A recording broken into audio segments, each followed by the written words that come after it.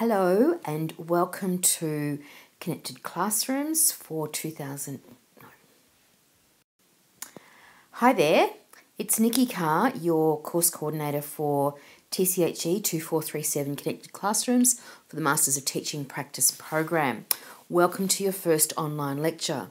Our topic today is digital expectancy, digital fluency. What's all the fuss about digital technologies? What do these two terms mean? This diagram tries to summarise the key areas that I'm going to focus on in this online lecture. And I guess what digital expectancy is about is the expectations that collectively different stakeholders in the education process share about the role that digital technologies could and should be playing in the activities of every classroom in our schools. The boxes in red up here and around here really relate to the social influences around digital expectancy, whilst the green boxes down here really relate to educational influences on digital expectancy. And in this lecture, I want to unpack each of these separately. In my view, one of the most important drivers of the integration of digital technologies into our classrooms are the expectations of our students. And whilst this is a kind of flippant little cartoon, there is a strong element of truth. Our students today expect to be using technology in their school. After all, they use technology in so many aspects of their own lives. These photographs illustrate the role that technology plays in the lives of young people, something that we touched on in Introduction to Educational Settings and Society last semester, or what the new students this semester you will be touching on in the coming classes. The pervasiveness of technology use by our young people has caused some people to draw parallels to Albert Einstein's quite famous, or now quite famous quote, and put something of a negative spin on the role that technology plays in the lives of young people.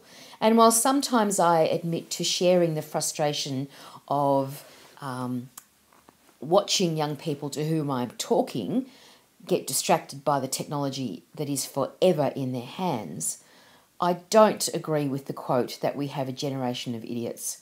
Far from it. Technology is used by young people in quite creative ways, and ways that, as we talked about last semester, help them build a sense of identity and a sense of belonging. For those of you who want to read further or refresh your memories, go back to the reference list from Introduction to Educational Settings and look up Dana Boyd. She's probably one of the leading thinkers and investigators in the area of the role of technology and media in the lives of young people. A second group of stakeholders are parents. As Jennifer Howell talks about, parents are not unaware of the role that digital technology plays not only in the lives of their children, our students, but also in the world that our children or their children live. So it is not out of the question that parents make an assumption that the learning environments that schools provide are enriched with digital technologies so that their children are accustomed to and have available to them the sorts of resources and technologies that exist beyond school. Indeed, some parents rely on schools to provide the sort of digital technologies, resources and access to things like the internet that they cannot provide at home. And traditionally, this has been the role of the school. Once upon a time, the schoolhouse was the location in a township or a village that had the richest array of information resources. But I wonder if this still actually holds. Perhaps for some, the digital divide is still a significant gap, and that may be the case with the students that you teach in the schools in which you are placed this semester and in subsequent semesters. But for many, schools are actually not as rich in information resources as the home now is, with access to ubiquitous technology in the home, often far greater than access at school. An interesting thing for you to think about when you're on placement this semester. The third stakeholder I've categorised as society at large. Let's have a little think about, in our daily lives, how pervasive the role of technology is. In the last few weeks, these are the sorts of things that I have engaged in a digital sense. Well, most of them I've engaged in. My banking is all done online. I don't remember the last time I physically went into a bank. Shopping has been done online as I've secured tickets for a music concert through the web. I've been travelling, so my boarding pass has been on my telephone, which saves a little bit of time and losing the bloody piece of paper that you always stick inside your passport, then somehow it falls out into the bottom of your bag. Booking my train tickets throughout Germany was done online. Booking the tours that I went on, the day trips, was done online. My news I collect over here, my news. I read online. I do listen to news on the radio as I'm driving to and from work, but primarily my source of news and information is via the internet, and sometimes via Facebook, which is down here. The other thing I've done is shared my life through Instagram. Well, actually, I probably haven't shared so much as looked at other people's lives through Instagram. Increasingly, our television viewing is not as passive as it once was. It's certainly not in the time frame that the free-to-air television channels would like us to view. We're using Netflix and Stan and whatever else to download and view at our pleasure, at our convenience, what we choose to view, not what some programmer chooses to view. For younger people and other people who are not me, gaming online is another form of playing, and one that takes up increasing numbers of hours of young people. My motor car tells me what to do.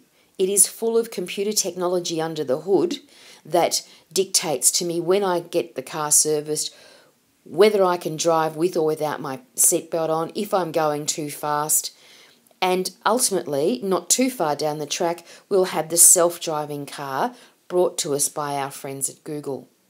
So it's not difficult to see that if this is how we live, that our children expect that school would reflect this level of technology pervasion.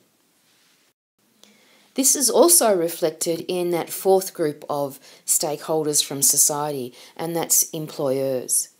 Increasingly, employers expect new entrants to the workforce to be digitally literate and digitally fluent. The digital enterprise revolution is upon us.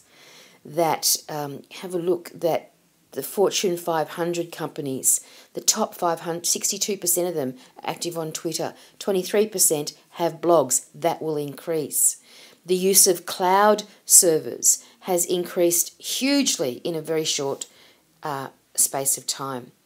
31% of companies are starting to develop a mobile strategy, but that will increase as well. So as these sorts of digital elements to business develop further, and it's not just business, service delivery in health, in education, in transport, in a whole range of government areas, and non-government areas increasingly rely on digital skills. So that's an expectation that the world of employment has on schools and other educational settings to ensure that students are equipped with the sorts of digital fluency that they need to be successful in the digital world beyond school.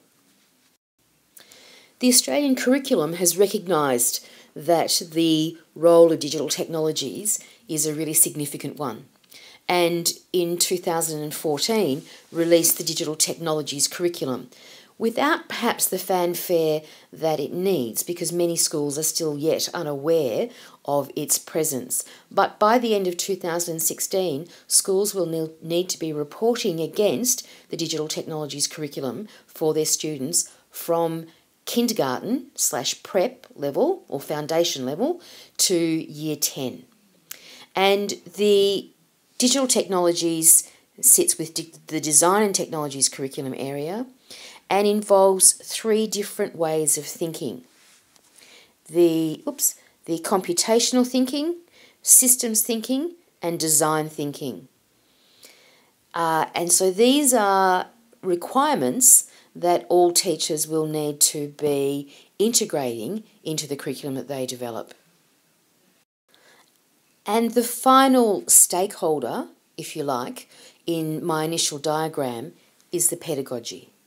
Because as educators, whilst we need to acknowledge and consider the expectations of other stakeholders, particularly those stakeholders who are external to the school, as educators though, or as an educator myself, I feel the need to make sure that there's an educational reason why I use technology.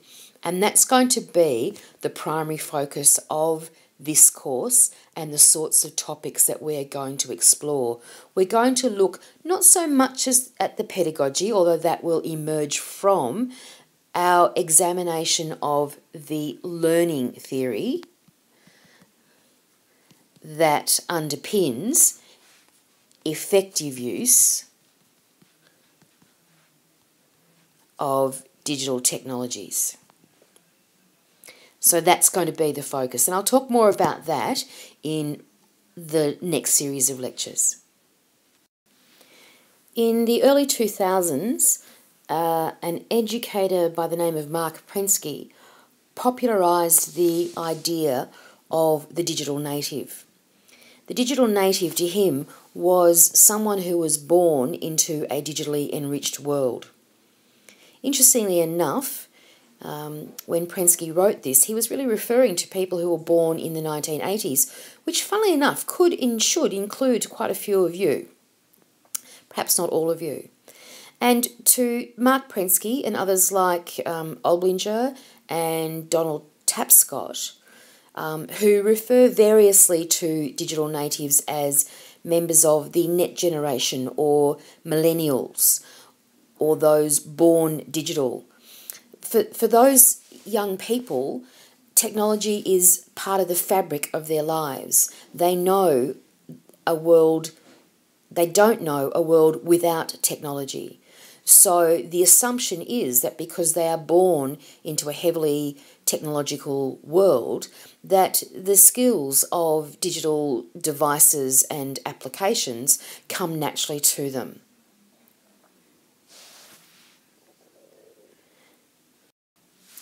On the other hand, there are people of my generation, and I'm probably the average age of your school teacher, particularly secondary school teachers. We're characterised as digital immigrants. We weren't born into this. Some of us might assimilate into this digital world a little more readily than others, but this diagram is supposed to exemplify the perplexed nature of the digital immigrant when dealing with technology. However, others have troubled this binary between natives and immigrants. And there is some literature that suggests that perhaps the year in which you were born has only something to do with your digital dexterity and your digital fluency, but not everything. And that in fact what we are finding is that young people are very adept and very confident at a very small range of digital skills. So this raises the question, does familiarity and dexterity in using things like social media and using our mobile devices to take photos and to text each other and, maybe on occasion speak to each other, does this constitute digital fluency? And many, including me, would argue that it doesn't. That the depth of understanding of when, how, and why to use various digital technologies needs to go far beyond the sorts of digital skills that many young people bring to school from beyond the school gate. Think for a minute about how we would characterise a fluent language speaker. Having just been to Germany, I can now decipher a few more bits of the German menu. And I could order and receive my food and pay for the bill quite happily in my journey through Germany. However, that doesn't mean that I'm a fluent German speaker. I don't even think I got to fluency in speaking German menu. So to speak a language, it would suggest that you can read it, speak it, and write that language. You can claim that you speak that language if your vocabulary extends beyond the menu. If you're a fluent reader, think about what we term as fluency when we're talking about those who read. You can decode what you're reading. You can use inflection when you're reading aloud. And importantly, you can use all of these things by making inferences and predictions to generate meaning from the words that you read. These sorts of elements are analogous to the characteristics of digital fluency. So, someone who is digitally fluent can navigate the programs or applications quickly, completing tasks correctly and deliberately, not just randomly, which sometimes technology allows us to do. Someone who is digitally fluent can demonstrate the ability to make effective choices of the tools that they use and to make these choices to advance their understanding and communication with other people. People who are digitally fluent also demonstrate the ability to manipulate, to transform, and to move information across various media and various platforms. So, as Seymour Papert and Mitch Resnick said way back in 1995, so 20 years ago, being digitally fluent involves not only knowing how to use technological tools, whatever those tools are of the day, but also knowing how to construct things that are of significance with those tools. I've given you some suggested readings around digital fluency on our course website.